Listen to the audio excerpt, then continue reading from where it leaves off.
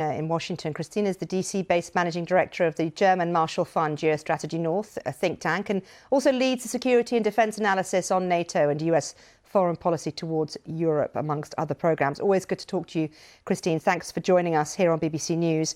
What do you make of what the ambassador says? These aren't terribly surprising words coming from the ambassador and from the Russian position. Russia has, since the beginning of the war, and in fact, in advance of it, framed this for the Russian people as a way to push back, in its perspective, against the West, against the encroachment of the West on what Russia finds to be its rightful territory. It is completely a violation of international law and against the sovereignty and the will of those countries that are stuck in between. Not even in between, but full NATO members, EU members, and Ukraine, a candidate and a country that is very desiring of its own sovereign course. The problem with the remarks in particular today is that Russia is the one that is killing Ukrainians today. And overnight, we have seen the significant attacks on civilian infrastructure, on apartments across Ukraine.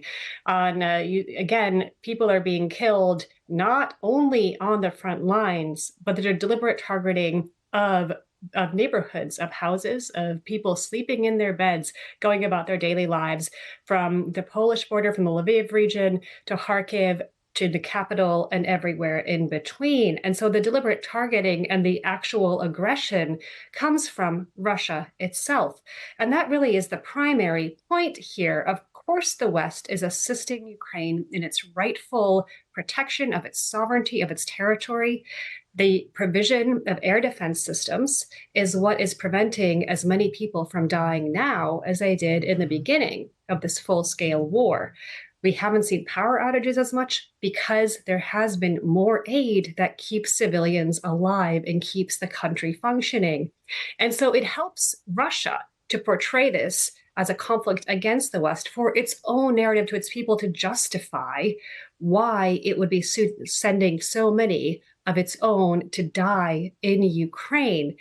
But that is not because Ukraine has done anything. It is not because the West has done anything. It is because Russia seeks more territory and seeks to justify it to its people, to explain why it is seeking to have these expanded appetites for territorial growth. Kristine, stay right there, because I want to tell the audience about something else, and I want to ask you about it as well. In the meantime, the Russian President Vladimir Putin has granted an interview to controversial former Fox News host Tucker Carlson. The Kremlin has confirmed the news today. It's the first interview granted to US media since 2021. Carlson, who started his own online news network since being fired by Fox last year, says it's important for the world to learn what lay behind Moscow's 2022 invasion of Ukraine. Here he is speaking on a Tucker Carlson network video posted to X, formerly known as Twitter.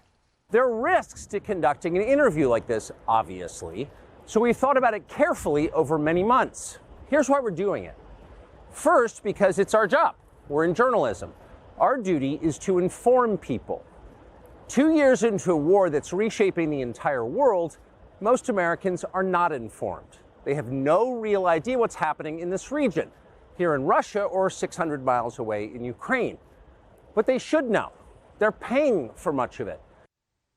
Well, let's bring you back in here, Kristine. What exactly is happening here? I don't get it. Well, that's a very tough statement to say, that Americans don't understand what's going on in the region. Part of the reason Americans don't understand what's going on in the region is because those who try are put in prison.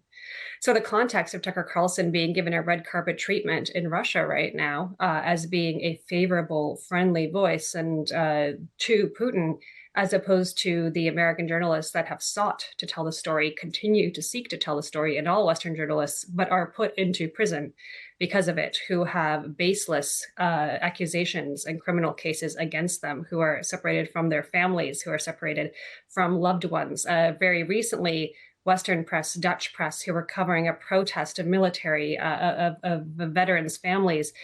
It was the journalists who were targeted and arrested, rather than any kind of any of the other protesters in that case. So you see a deliberate policy of targeting the Westerners and the journalists here.